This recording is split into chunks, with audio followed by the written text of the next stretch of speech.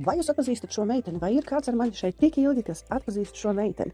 Tiem, kas neatpazīst, tā esmu es Jana, 2016. gadā, kad es tiku pie savas pirmās kušetes un pirmās darba vietas, un ņemot vērā, ka šī bilde ir tapusi, acīm redzami bija ļoti lepna un priecīga par savu jaunu uzsākto ceļu.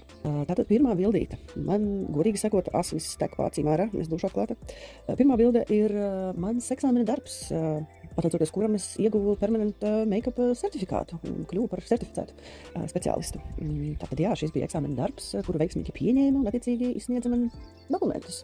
Es domāju, ka lieki komentēt nevajag, mēs visi redzam, ko redzam.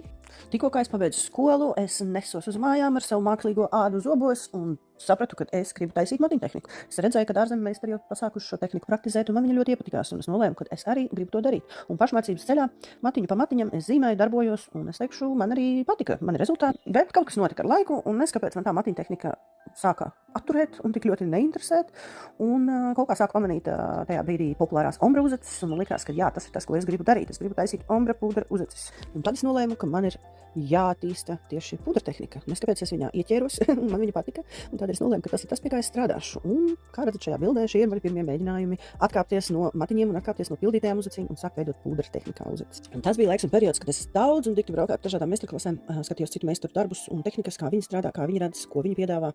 Un aktīvi pielietoju to uz klientiem, trenēju roku, trenēju aci.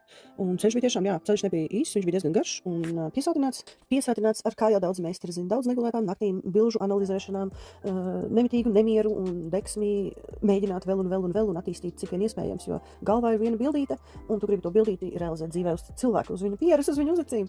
Un tas prasīja ilgu laiku, Tātad šobrīd, jau gandrīz 10 gadus es aktīvi strādāju ar uzacīm, lūpām, actiņām, un es dievinu savu darbu, man ļoti patīk tas, ko es daru. Man patiešām sagādā milzīgu prieku redzēt gala rezultātus, redzēt, kā jūs izmainaties, kā jūs paliekat smaidīgākas, jauneklīgākas, un jūsu dzīve tiek atvieglota, un es patiešām gūstu milzīgu gandarījumu no savu darba, un es esmu priecīga par savu šo te izieto ceļu, un gribu iedrošināt visus jaunos meistarus, nebaidīties un nekautrēties, kad jūs mācāties. Mēs visi sākam ar kaut kādu nulīti, un tad drusciņam uz priekšu ejam un attīstamies un kļūstam forši un kļūstam profesionāli.